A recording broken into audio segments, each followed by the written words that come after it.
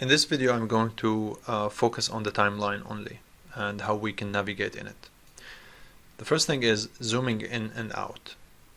This bar here is going to show me how much of the scope of the timeline. So if I'm like halfway, then that means I'm only previewing half of my timeline. So also it's something that I can use to pan around. So to zoom in and out, here's one way. Here is another way. These two mountains versus this one mountain, small versus giant.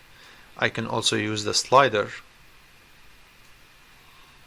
I can also use the fastest way to zoom in and out. If like you have a really large scene, a good tool to be used is Alt. Click and hold Alt, and then you scroll up and down with the mouse. That goes like insanely crazy. You could also use the plus sign next to the backspace or the minus sign, so that's gonna also like zoom in and out.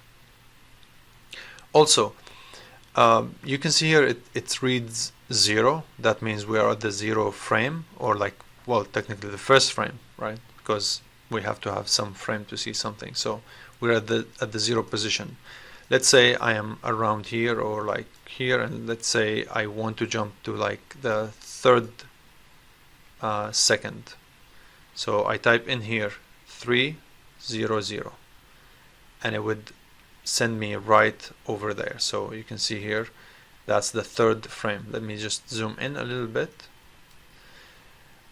In the timeline, if I wanna pan sideways, I can click and hold Shift and then scroll up and down. So if I'm clicking and holding Shift with the scrolling, I pan sideways, but if I click and hold Alt, I would be zooming in and out, but rapidly. Again, let's go back to the to this box here. So let's say I want to go to the 5th second, so 500. Okay, let's say I want to kind of jump 10 seconds, and let's make it even more complex. Maybe let's say I'm trying to kind of jump 28 seconds.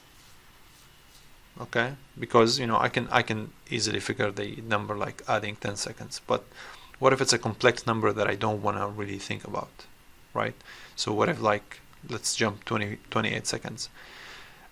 So adding to this 28 seconds, that would be plus, which is the same as equals, but you click Shift. So plus, and then 28. And then when I hit Enter, you can see here it has jumped that much. Let me zoom in so we can see that jump a little bit better. Okay, let's go here into wherever I am here at this kind of sophisticated number, right? I'm gonna click plus, and then maybe 72 or 74 frame addition. Click Enter, and that's gonna jump me that much. Now, when it comes to going forward and backward, if I want to go one frame at a time, I can click page down. Let me zoom in a little bit. And by the way, when you zoom in a little bit more on the timeline, you start seeing different units. So right now we can see like, oh, okay, 4 frames, 6 frames, whatsoever. But if you zoom out, it starts to become like feet whatsoever. So, and seconds. Right now we can see here seconds, right? Anyways, so page down, it's going 1 frame at a time. If I click Shift and page down, it's going to jump 10 frames forward. If I want to jump back 10 frames, it would be Shift and page up. Now, what if I don't have page up and page down? What if I'm using a Mac computer and I don't have that, right? In that case, or in any case that we don't have page up and page down, you could use the Control and right arrow. Control left arrow. Control Shift right arrow would jump 10.